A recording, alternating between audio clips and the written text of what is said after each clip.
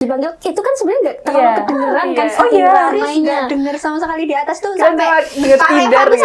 Ayo maju ambil Pak Revan tuh sampai itu gitu tuh karena kehalang sama suara-suara yang ada di luar gitu. Iya, kebetulan sound systemnya itu di bawah semua kan Kak. Nah kita tuh di lantai paling atas pojok. Nah nggak kedengeran itu kayak ibaratnya kayak habis dipanggil ini siapa yang dipanggil. Nah apa ya? itu teriak banyak banget. Nah terus kebetulan pas bagian untidar itu ada kita cuma dengar untidarnya. Loh tadi siapa? Jadi kita semua tuh 3 tim bertanya-tanya.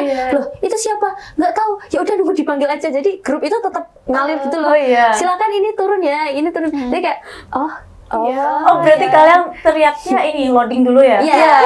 Teriaknya karena Tidar dulu gitu. Yang Tidar kita teriak. Iya, teriaknya untidar. Itu udah semangat banget Kak. Tapi pas ditanya siapa? nggak tahu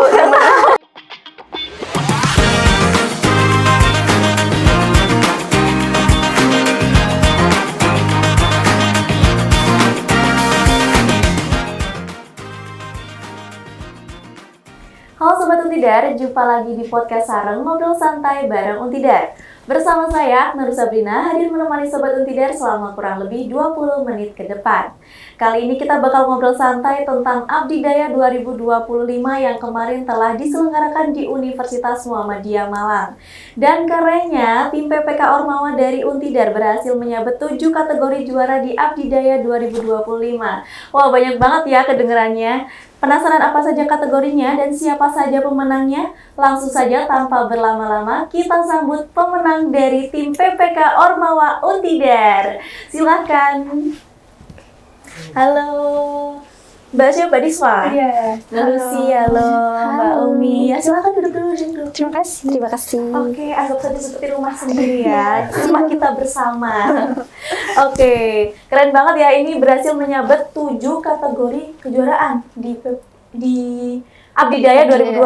Wah, keren banget. Gimana nih kalau boleh tahu euforia Abdidaya 2025 kemarin di UMM? Siapa dulu yang mau jawab, atau mungkin Kak atau gimana nih? Kemarin tuh jujur luar biasa banget sih Mbak. Waktu di malam puncak penghargaannya itu yang kita lihat kayak teman-teman tuh biasanya di lapangan kan pada keras-keras ya, itu pada kayak kuat-kuat semua, tiba-tiba pada nangis semua di sana. Itu benar-benar terharu banget sih waktu malam itu.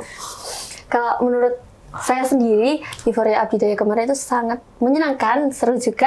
Mulai dari serangkaian Abdidayanya ketika kita pembukaan terlebih dahulu, kemudian kita juga mengikuti expo dari Abdidaya sendiri, kemudian juga di malam puncak penghargaan itu menjadi bagian yang benar-benar berkesan buat kita semua, karena memang disitulah kita bisa merasakan bahwa oh ternyata puncak dari pengabdian masyarakat yang kita lakukan selama ini tuh di sini ya. Terus juga di situ juga kita merasa kayak secara otomatis tuh kayak mengilas balik, oh ini perjuangan kita selama ini hasilnya kayak gini. Jadi kayak sesuatu hal yang benar-benar memberikan kesan terbaik sih menurut saya pribadi sepanjang tahun 2025 ini. Keren banget.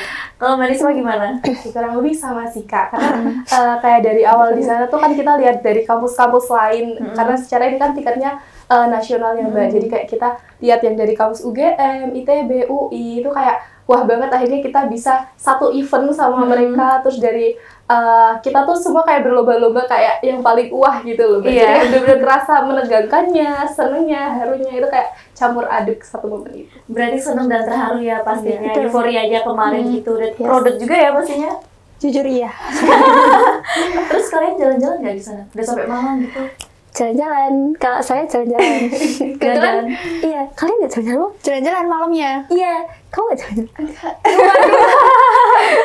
Jalan-jalan di hotel. Sebenarnya kan karena satu hari itu kan nggak mesti full kegiatan kan, maksudnya paling jam 5 itu udah selesai, ada di hari kedua. Hari pertama juga lumayan longgar, jadi dari tim kita itu agak curi-curi waktu, kayaknya malam tuh mending main deh gitu. Terus ada orang yang emang kayak suka ekspor gitu dari salah satu tim kita, ayo ke Kayu Tangan gitu. Terus akhirnya ya udah kita ngajak yang lain, siapa yang mau ya udah ayo berangkat. Soalnya kan kebetulan kemarin tuh Kalau untuk main sendiri, nggak semua dari anggota tim kita tuh ikut karena emang ya ada yang sakit juga. Jadi ya udah siapa yang mau ya udah berangkat. Terus akhirnya kita berangkat ke Kayu Tangan.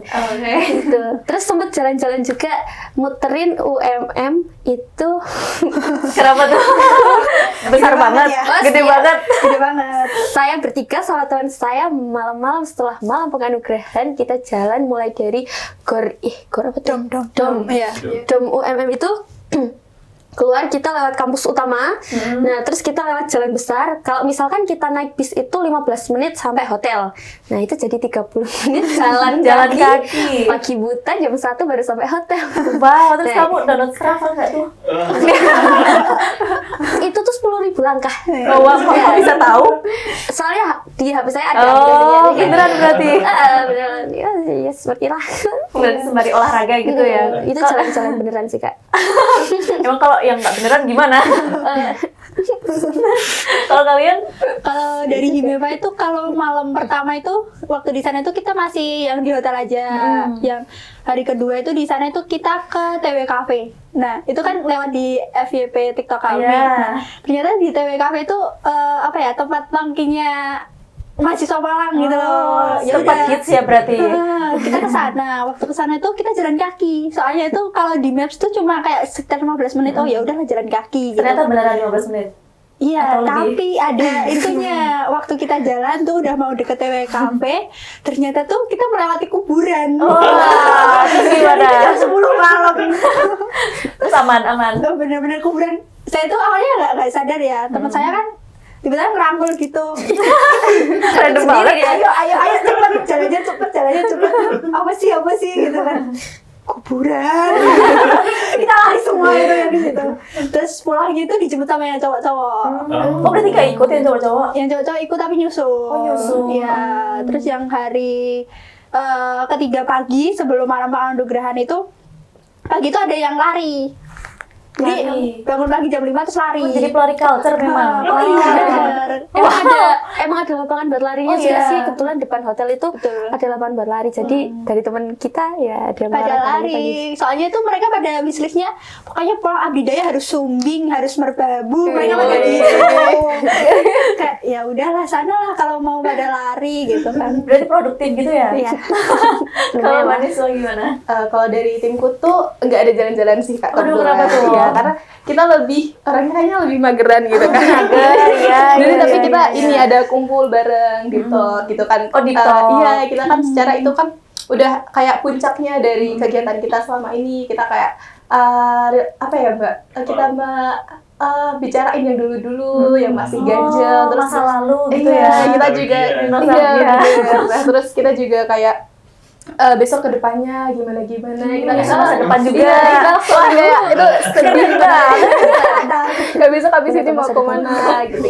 Jadi kita lebih ke menikmati waktu kebersamaan di akhir-akhir Oke, gitu. berarti ada yang jalan-jalan, ada yang produktif, ada yang menikmati ini ya kebersamaan. Oke. Sangat bermacam-macam ini ternyata ya manusia-manusianya. Tapi itu malam puncak itu kayak udah sampai malam, paginya masih jalan-jalan. Iya. Paginya Ini kayaknya hobi banget ya jalan-jalan gitu. Itu punya tim saya tuh paginya itu sama dosen pembimbing kami di GoFoodin gacoan. Wow. Jadi makan gacoan tuh sampai jam 3 pagi sampai jam 4 kayaknya baru tidur. Makanya paginya nggak jadi kerja tim pakan itu. Iya. Sakit semua. Itu gara-gara gacoan atau apa tuh? Nggak gara-gara nggak pada tidur. Oh. Oke nih, ternyata banyak banget ya kegiatan kalian di sini sampai lupa perkenalan diri nih. Oh iya. Nanti tamunya nggak ada yang kenal nih Sobat Untidan. Oke, mungkin siapa dulu nih mau perkenalan diri, sebutkan nama lengkapnya siapa, terus dari prodi mana, angkatan berapa, sama perwakilan dari tim PPK Ormawa mana. Siapa dulu? Mbak Umi. Selalu Mbak Umi.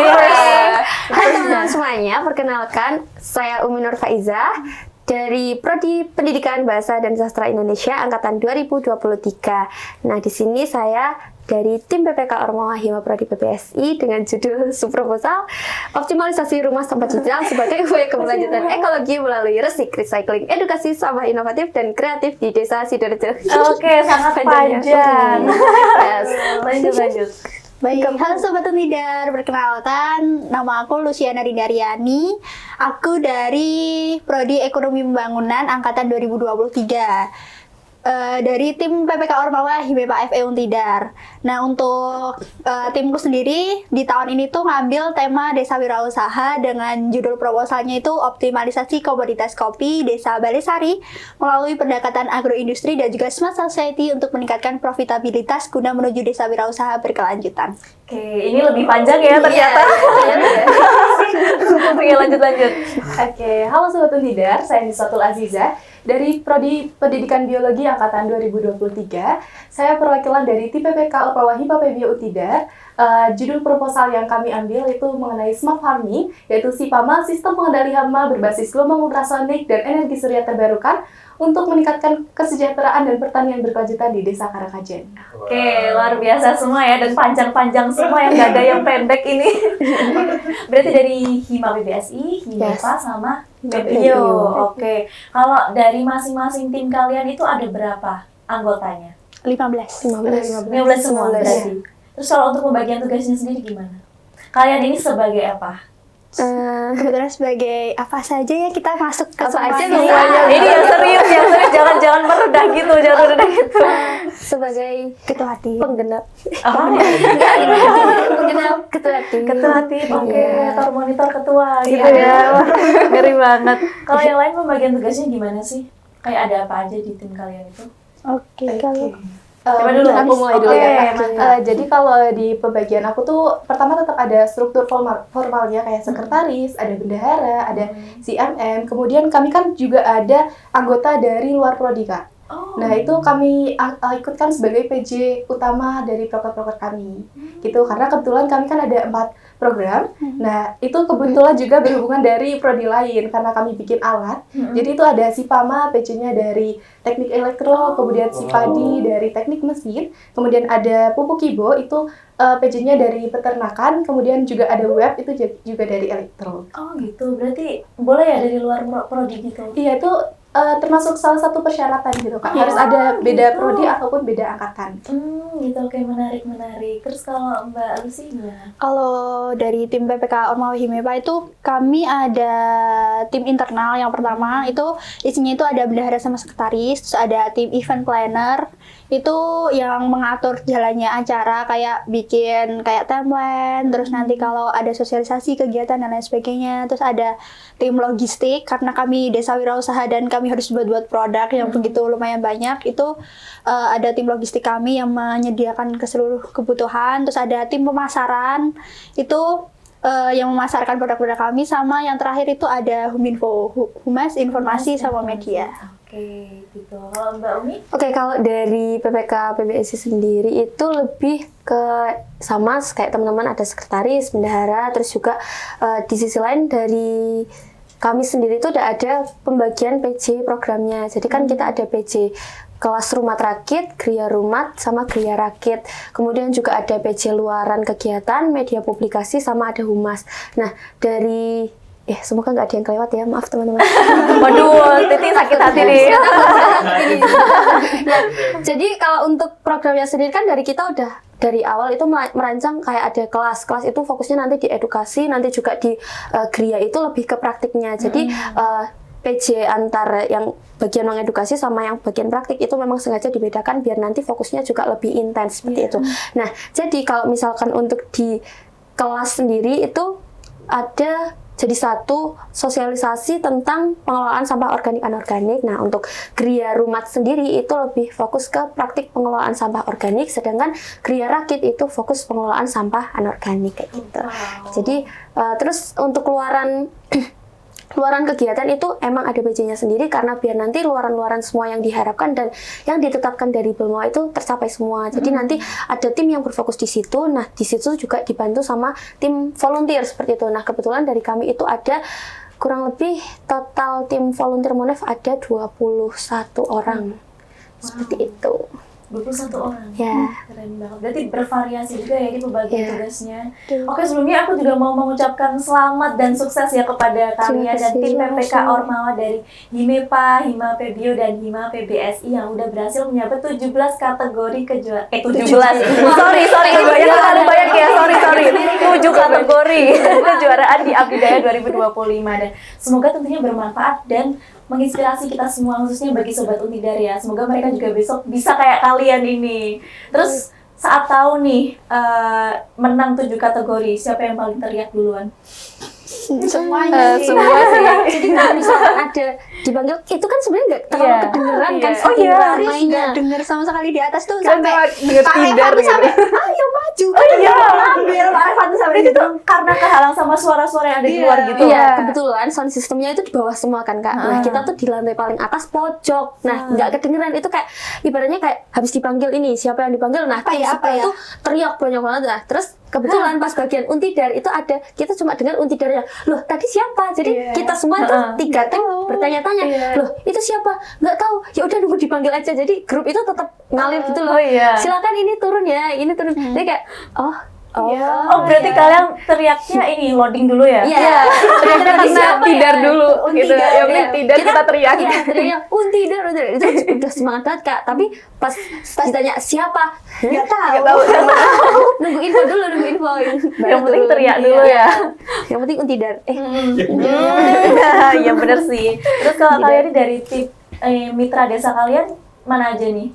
Di mitra desa apa aja dari Himipa? Himipa. Himipa ya, dari Himipa. Balesari. Balesari. Iya. Bidusari berarti. Bindusari. Kalau dari Bio Desa Karangkajen Secang. Secang. Iya. Terus Jadi PBSI itu di Desa Sidorejo, Kecamatan Bandungan. Cuma 5 menit kalau dari sini. emang emang iya ini beneran nggak? Beneran nyebrang ini loh jembatan gantung. Oh ya. Jembatan merah. Ya, Iya, jembatan baru. jembatan gantung. Jembatan Ya itulah paling Emang beda ya jembatannya? beda jembatan gantung. Ada jembatan gantung sendiri. Yang Itu yang diunggikan. di deket warjok itu loh. Itu Oh kan ada iya, jembatan. tahu-tahu. Ya, emang ada. Itu nyebrang jembatan itu udah Itu lebih dekat berarti lewat situ. Oke, dekat nice banget ya. info. Iya, sangat dekat. Terus kalau untuk desa-desanya sendiri pasti pada welcome banget ya. Kebetulan iya, Iya, alhamdulillah. alhamdulillah. Alhamdulillah. Oke. Terus kalau program kalian itu apa aja sih? Bisa dijelasin nggak? Dari siapa dulu ini? Tadi kan udah disebutin ya proposalnya. Terus tadi yang PBSI udah sedikit menjelaskan Yes. juga. Kalau sekarang yang lebih spesifik gimana? Oke, mungkin dari Himipa ya. Oke. Ini produknya. Wow, ternyata ada produk di sini. Ini produknya. Jadi ya. ini ya, jangan yang ini, jangan fokus yang ini sama yang ini, tapi fokus yang ini nih. Ini. Ya sepertinya menarik. Ini ya, teman-teman.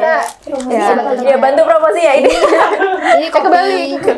Ada lilin. Kebetulan di Desa Balesari sendiri itu ada 5 dusun. Promosi. Nah, dari setiap dusunnya itu kita punya kayak dispesialisasikan gitu. Nah, di dusun Malanggaten sama Kembangsari itu penghasil kopi paling banyak. Di sana itu sampai sekitar 80 ton, 70 ton gitu.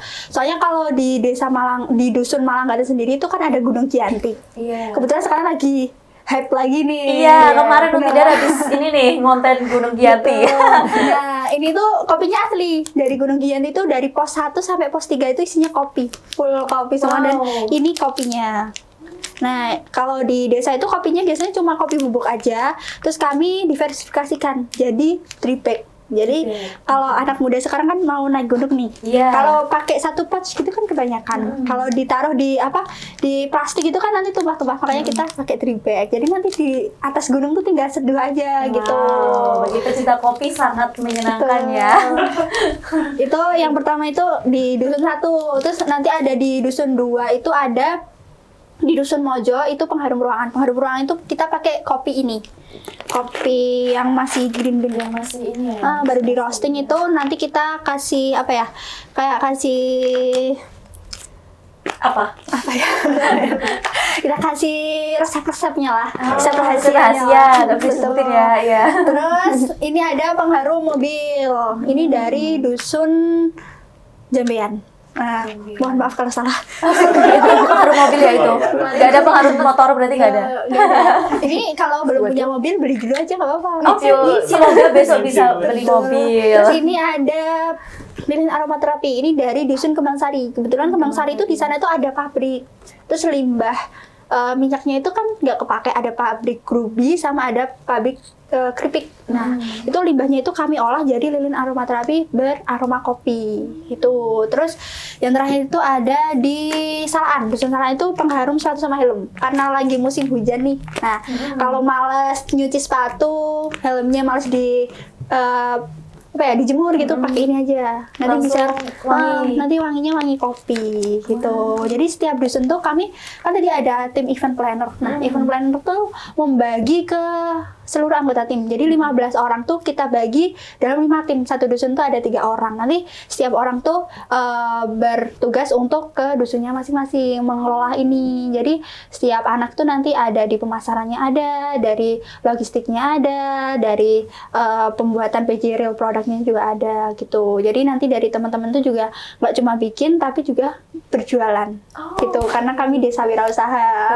gitu. Sangat inovatif ya. Ini berarti menyasar anak-anak muda Gen Z sekarang yang suka ngopi aja gitu ya. Kemana-mana ngopi, naik gunung Giyanti ngopi gitu ya. Kalau mau kopi jangan lupa. Oke, catat itu. Pasti habis ini laku keras laris manis gitu ya. Langsung hubungin Hubungi siapa tuh? PPK Ormawa. Kalau nggak ke Instagram saya juga boleh. Oke, nanti biasa. IG-nya Luciana Rindariani tanpa spasi. Catat itu Sobat Untidar. Jangan lupa kalau mau mesen kopi ini sudah ada produknya. Di Himepa. Dijamin kopinya enak. Sip, jamin banget ya ini. Dijamin enak. Berarti udah ada ininya apa? Shopee-nya. Ada Shopee-nya itu kami ada di Balai Sari Store. Oke. Terus kalau nggak bisa ke Giyanti Park, itu ada di TikTok ada, di Instagram juga ada. Tinggal DM aja nanti kami kirim barangnya. Oke, berapaan nih? Murah aja. Yang ini itu kalau beli 1 biji itu 5.000. Tapi kalau belinya 1 box itu cuma 18.000. Wow, murah. 18.000 itu udah dapat 5 kayak gini. Terus yang ini tuh harganya 10.000. 10.000 aja. Untuk lilinnya itu 12.000, pengharum ruangannya 15.000, pengharum mobilnya 15.000. Produknya inovatif tapi sangat terjangkau ya. Betul. Dan semua ini sudah teruji lab. Kami difasilitasi di lab Siddhartha Untidar. Wow. Oke, keren, menarik sekali. Semoga bisnis laris manis ya. Oke, lanjut ke siapa dulu? Iya. Oke. Jadi dari tim BPK Himalaya Bio sendiri ini tuh ada 4 program Kak. Seperti tadi yang udah saya sebutkan, yang pertama itu ada SIPAMA, Sistem Pengendali Hama. Karena di Desa Karangkajen ini kebetulan komoditas utamanya itu padi. Nah, warganya di sana tuh ada permasalahan yang paling serius itu terkait hama tikus. Nah, sampai warganya tuh di sana percaya kalau tikus tuh bukan tikus beneran, tapi Terus apa? ini dikendalikan orang, Mbak. Mistis jadi tikus di sana tuh Tikus jadi jadian. Iya, tikus jadi jadian. Gitu kan kami kayak denger kayak gitu, wah nggak mungkin ada tikus kayak gitu. Nah, akhirnya kami ini berinovasi buat bikin SIPAMA. Nah, SIPAMA itu tuh alat, sebenarnya ada miniaturnya Kak, tapi kebetulan nggak kami bawa. Iya, nggak apa-apa. Itu tuh kalau dibayangin ya teman-teman. Iya, biar kita bisa bayangkan ini berimajinasi. Iya, itu tuh kayak alat yang gini, terus ada box, ada panel surya.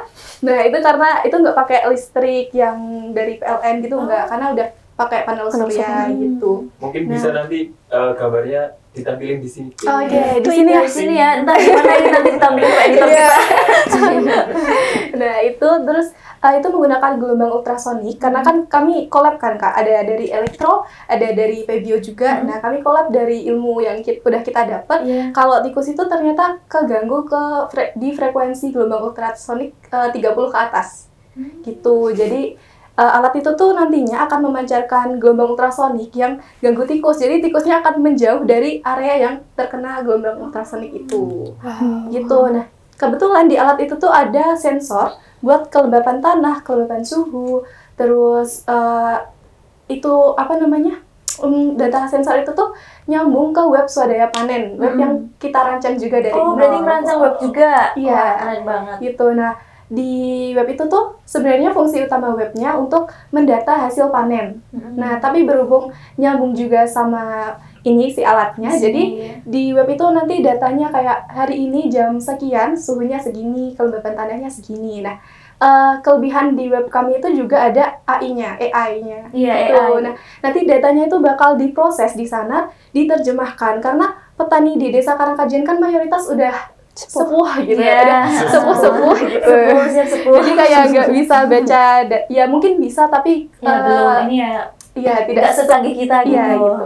Nah itu datanya bakal diterjemahin sama AI-nya. Jadi misal hari ini datanya ternyata menunjukkan tanah itu kering, suhunya sekian gitu. Nanti dari AI-nya akan menerjemahkan juga buat tindak lanjut yang harus dilakukan petani itu apa. Misal mengairi atau memberi pupuk, itu udah terbaca di webnya gitu.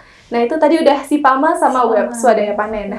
Nah, yang ketiga itu ada Sipadi, sistem perontok padi. Ya, kita tuh ngambilnya sisi kayak Sipadu gitu. Ya, Sipadu kan udah. Sipadi gitu. Iya, Sipama, Sipadi. Nah, Sipadi itu sistem perontok padi alat juga, Kak. Ini bisa lagi di gini, Sipadi. Iya, Sipadi ya, Sipadi. Jangan-jangan bisa ada nanti muncul ya. Terserah aja. Iya. Itu tuh buat merontokkan padi karena di sana itu masih tradisional, masih digepiok. Oh iya. Digepiok. Nah, ya digepiok. Nah, akhirnya kita ada inovasi terkait alat itu tuh nanti alatnya kayak kita masukin padinya, nanti antara batang padi sama bulir padi yang ada berasnya dan yang kopong atau kosong itu bakal terpisah, begitu Kak. Otomatis gitu ya? Iya, gitu. Nah, itu kan karena di kondisi sawah di Desa Karangkajen kan macam-macam. Ada terase ring, ada yang bentuk lapang. Nah, itu kebetulan alatnya tuh fleksibel, jadi bisa diangkat gitu. Jadi nggak berat dong? Nggak berat. Iya, nggak berat dan bisa dibawa kemana-mana. Dan udah udah kita serahkan ke desa, udah digunain juga ke masyarakatnya. Karena kebetulan bulan kemarin tuh udah sempat panen, jadi kita dampingin juga ibu-ibunya gitu. Mereka excited gitu. banget, iya. Wah, keren Iya. banget. Terus ada yang terakhir itu pupuk kibo. Pupuk kibo. Iya, nah itu tuh ada 2 pupuk cair sama pupuk padat. Nah, sebelum kita bikin pupuk itu tuh kita modifikasi kandang dulu, Kak. Jadi kita ubek-ubek kandangnya dulu. Jadi kan di desa sana itu udah ada 2 kelompok ternak. Nah, udah ada 2 kelompok ternak, udah berdiri kandangnya, udah ada kambingnya, otomatis sudah ada kotorannya. Iya, lalu bagaimana dengan kotorannya itu? Nah, kita di sana itu bersihin kotorannya gitu. Terus kita modifikasi kandangnya biar antara si urin sama feses kambingnya itu pisah gitu. Jadi ini kan kandang panggung, kami kasih jaring bawahnya, kami kasih yang buat air urinnya dialiri terus nanti ujungnya di mana dikumpulkan gitu. Jadi itu tuh manfaatnya biar kita mengelola pupuknya itu lebih mudah sama mengurangi bau gitu, Kak. Jadi bisa mengurangi bau juga. Iya, kandang-kandang yang udah kami pasang itu tuh terbukti nggak bau Nggak kayak bau gitu ya, nggak kayak kandang-kandang biasanya. Terus lalatnya juga sangat berkurang. Gitu. Iya, ada 4. 3 apa 4? 4. Sipama, Sipadi, web Swadaya Panen, pupuk. Oh iya, wow, sangat bermanfaat banget ya Iya. itu bagi kelompok-kelompok tani ya terutama. Iya. Keren banget. Terus kalau dari Mbak Umi? Hai. Siapa ya? Oke, kalau dari PBSI sendiri itu dari kami kan tadi udah sedikit nge-spill. Kalau dari kita itu awal ada kelas dulu, kelas rumat, kelas rakit, itu fokusnya ke sosialisasi ke masyarakat berkaitan dengan pengelolaan sampah organik anorganik. Nah, di situ kita fokus ke merangkul semua dusun. Kebetulan di Desa Sidoarjo itu ada 6 dusun, 7 dusun. Nah, dari dusun-dusun sendiri itu kita menentukan masyarakat sasarannya itu dari mana aja, kayak misalkan dari bank sampah utamanya di situ, karena kebetulan dari Desa Sidoarjo sendiri itu punya 7 bank sampah di setiap dusunnya. Jadi kayak dari kita memang mengoptimalkan sesuatu yang sudah ada di desa itu untuk menjadi sesuatu yang lebih kekinian dan juga untuk mempermudah masyarakat. Kemudian dari kita juga menghadirkan solusi-solusi baru berkaitan dengan bagaimana cara mengelola sampah organik dan anorganik supaya dari masyarakat itu bisa lebih memanfaatkan 3R seperti itu. Nah, dari kami di kelas Rumah Rakit sendiri itu mensosialisasikan jenis-jenis sampah organik apa saja, anorganik apa saja, dan kebetulan itu kita bekerja sama dengan mitra dari BSU, Bank Sampah Unit Kota Magelang. Nah, seperti itu. Nah, dari beliau itu yang mensosialisasikan, kemudian dari beliau juga melakukan sedikit praktik pada awal pertemuan itu. Beliau itu mencontohkan pembuatan pupuk dari ekoenzim seperti itu. Nah, kemudian dari beliau yang menyediakan, beliau juga membagikan kepada masyarakat. Siapa yang berkenan bisa menemui beliau untuk mendapatkan pupuk itu, karena dan kebetulan dari masyarakat juga suka juga berkaitan dengan tanam-tanaman. Nah, iya, jadi dari masyarakat antusias, kemudian jadi untuk kelas rumah rakit sendiri itu sudah mengundang lumayan banyak atensi dari masyarakat. Nah, selanjutnya dari kita juga ada Gria Rumat. Nah, Gria Rumat sendiri itu fokusnya ke pengelolaan sampah organik. Di kita itu ada budidaya maggot, terus juga ada pembuatan briket, pupuk kompos, loseda, sama apa satu lagi? Ada 10 sebentar. Aduh lupa ini. Maaf teman-teman. Iya, aduh parah banget ini. Takut banget. Terus ada tadi briket udah belum ya? Udah. Aromaterapi awal kayak gini. Nah, kita ada lilin aromaterapi. Nah, lilin aromaterapi sendiri itu memanfaatkan dari minyak jelantah yang kebetulan dari masyarakat itu kan biasanya kalau minyak jelantah udah nggak kepake ya udah langsung di store ke bank sampah terus bisa dijual. Tapi emang harganya itu ya nggak sebesar itu. Murah berarti ya? Murah. Nah, terus dari kami mensosialisasikan minyak jelantah itu kalau dikumpulkan bisa loh dijadikan sebagai lilin. Nah, dari kami mensosialisasikan pembuatan lilin aromaterapi. Nah, salah satu praktik dari Gria Rumat sendiri itu ada pembuatan lilin aromaterapi, mulai dari lilinnya dibersihkan terlebih dahulu pakai apa namanya ya? Lupa lagi ya. Adalah alat penjernihnya itu. Terus kalau udah jernih itu butuh waktu sehari semalam buat gumpalan-gumpalan yang udah kotor itu biar turun. Nah, jadi nanti minyaknya bersih lagi tapi nggak bisa dipakai buat goreng lagi. Nah, itu bisa digunakan untuk membuat lilin, dikasih campuran parafin. Nah, parafin lilin, terus nanti bisa dikasih campuran dari kami itu pakai essential oil. Tapi kalau misalkan mau pakai yang alami bisa pakai serai, jahe dan lain-lain seperti itu. Nah, dari kami udah mempraktikkan bersama masyarakat dan kebetulan program-program itu udah disebar juga ke per dusun. Tapi itu nanti aja. Nah, selanjutnya itu ada Gria Rakit. Nah, Gria Rakit itu berfokus ke pengelolaan sampah anorganik. Nah, salah satunya itu ada pembuatan paving block dari plastik. Nah, di situ kami bikin bahan dasarnya itu ada plastik, sama-sama plastik, terus nanti ada dikasih oli sama pasir. Nah, terus setelah itu kami juga bikin cetakan. Nah, cetakannya juga udah dihibahkan ke masyarakat dan dari masyarakat sudah mulai memanfaatkannya berkaitan dengan bagaimana cara membuat paving dari plastik itu sendiri. Nah, dari masyarakat juga bisa memanfaatkannya seperti itu. Nah, selain itu dari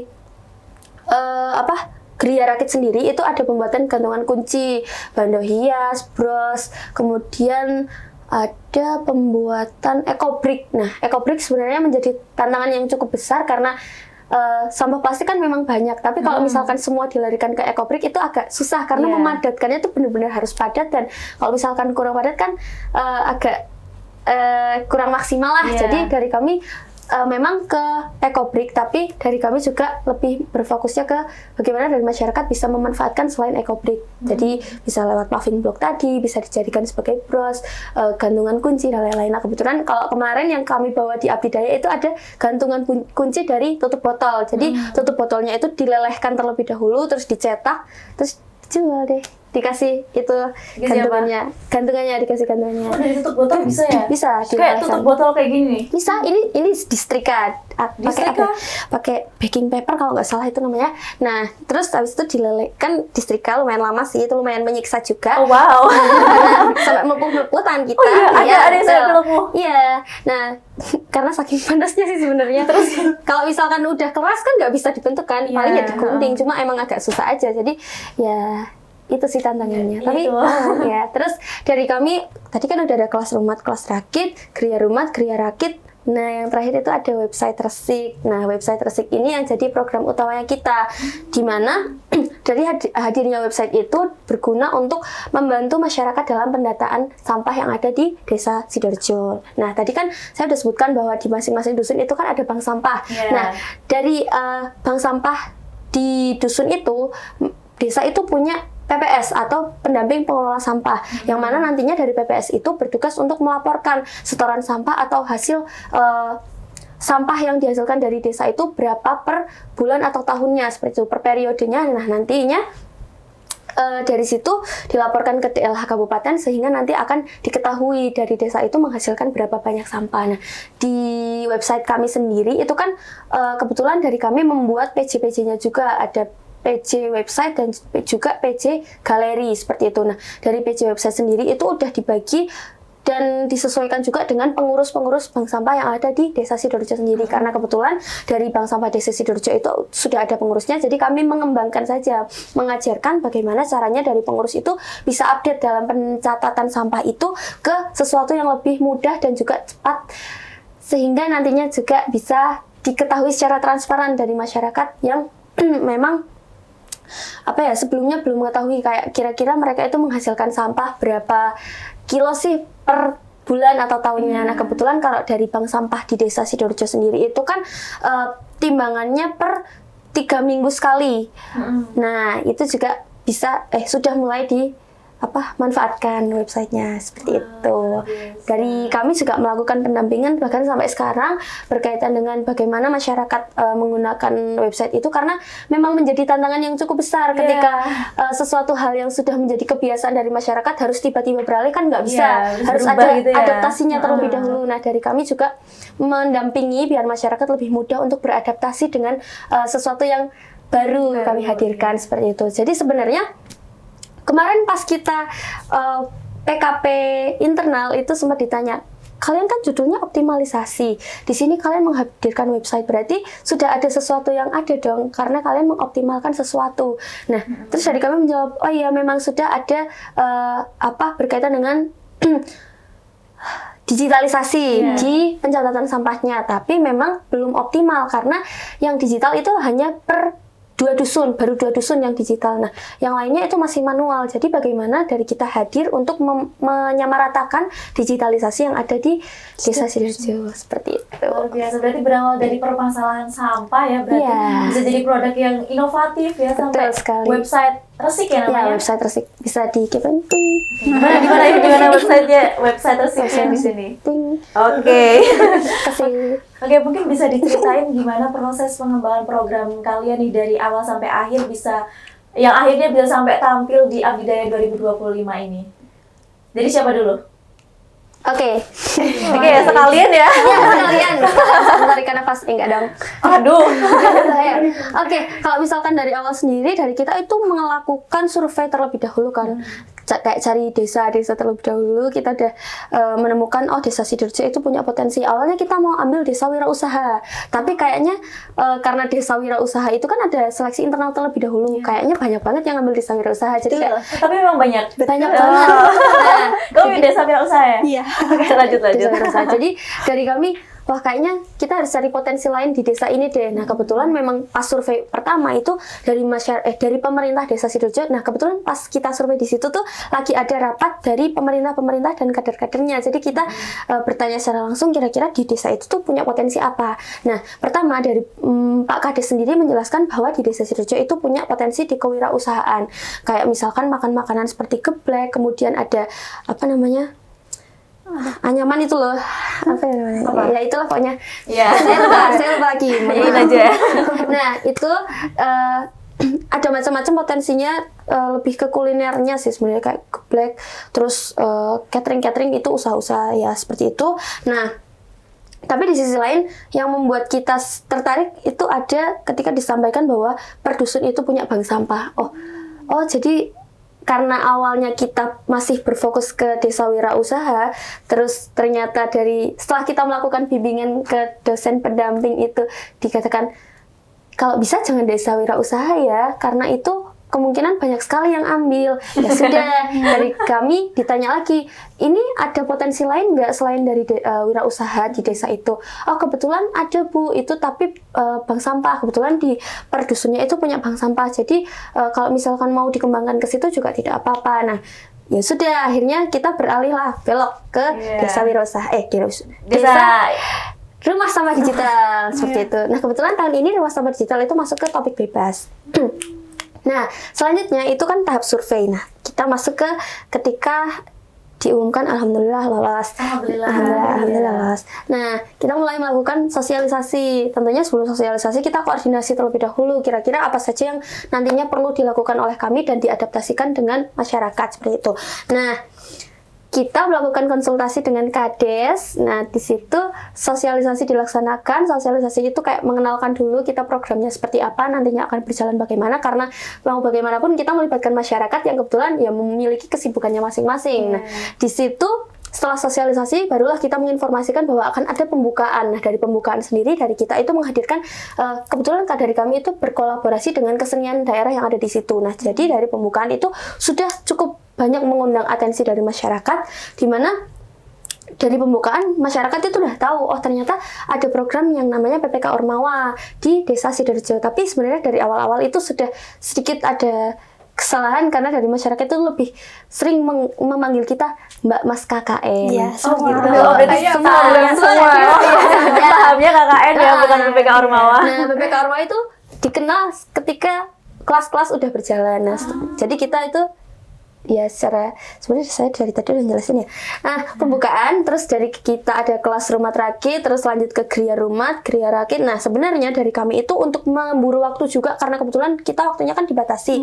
Cuma ada kurang lebih 3 bulan nggak sih kalau 3 bulan. praktiknya. Nah, dari waktu 3 bulan ini kita itu lebih sering mengkolaborasikan antara Gria Rumat sama Gria Rakit. Kayak misalkan pembuatan lilin aromaterapi nanti dibarengin sama ekobrik, sama bandohia, sama pembuatan gantungan kunci seperti itu. Jadi kayak ya sudah, bagaimana caranya semua yang dilampirkan di subproposal yang dicantumkan di situ bisa terlaksana semuanya seperti itu. Nah, untuk website sendiri itu menjadi puncak dari pelaksanaan program kita. Website sendiri itu disosialisasikan ke masyarakat. Nah, saat ini kita sudah berfokus ke pendampingan perdusun. Nah, kebetulan perdusun itu juga ada PJ-nya dari kami seperti itu. Oke, berarti dari awal tetap ada survei dulu ya semuanya. Oke, kalau dari Himepa gimana?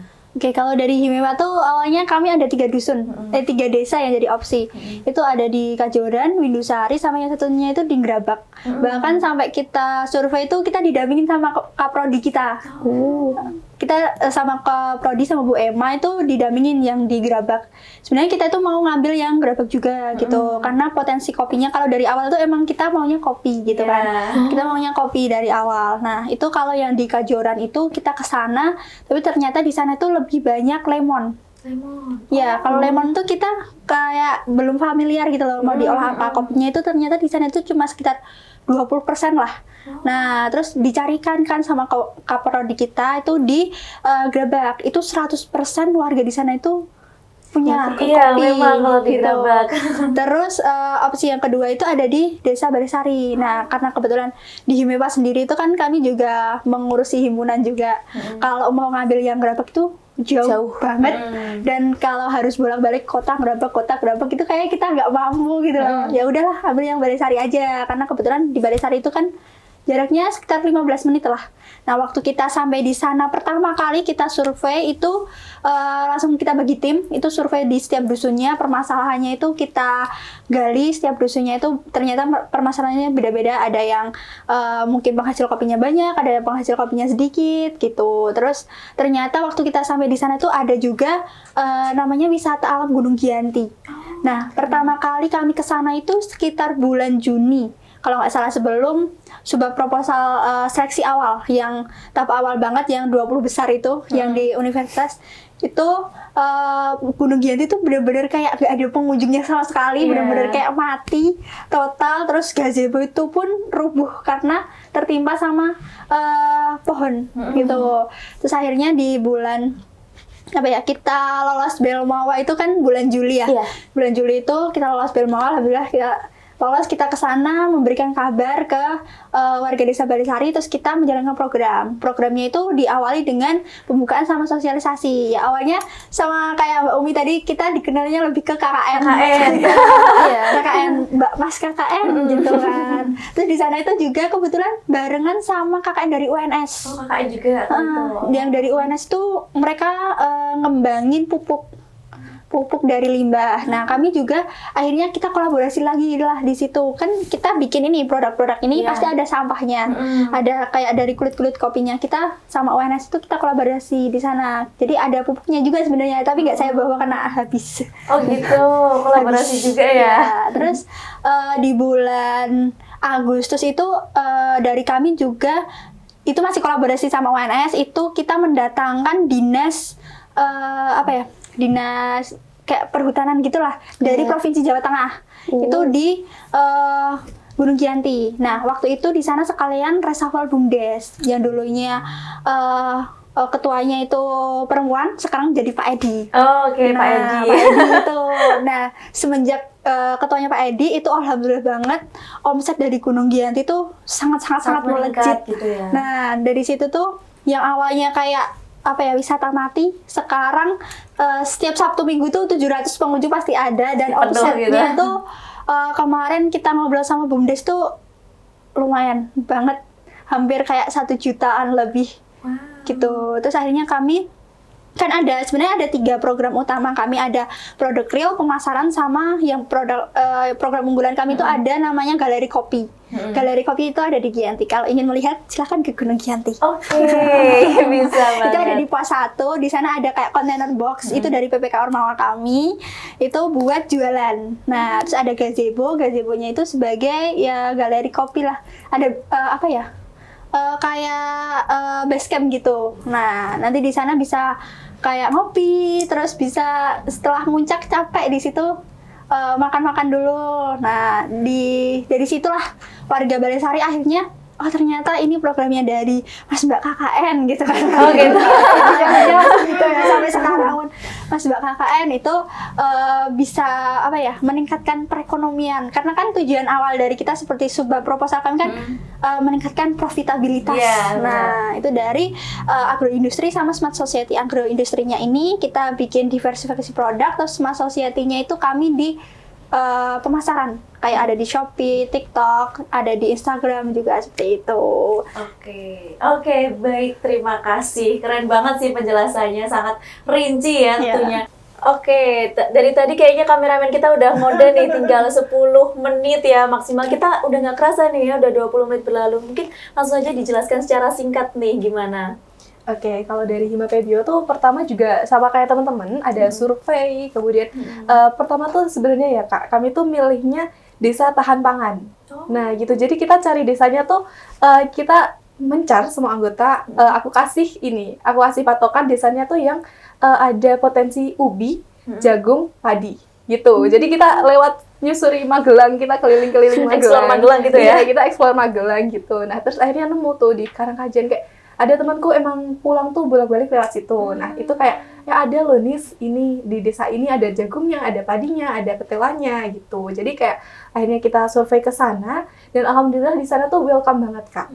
Nah, tapi awal kita di sana itu enggak buat PPK, tapi buat Hima sendiri, karena Himapebio kan ada program buat pengabdian. Nah, kita awal untuk pendekatan itu kita ada pengabdian di sana, terus alhamdulillah lolos pendanaan juga, jadi kita masih bermitra sama Desa Karangkajian, dan alhamdulillah kan karena kita udah pernah mengabdi di sana, jadi warganya udah welcome gitu. Iya, udah tahu Nah, ya. Iya, tapi juga sama kayak teman-teman, Mbak Mas KKN. kebetulan di sana itu ada 2 KKN Untidar.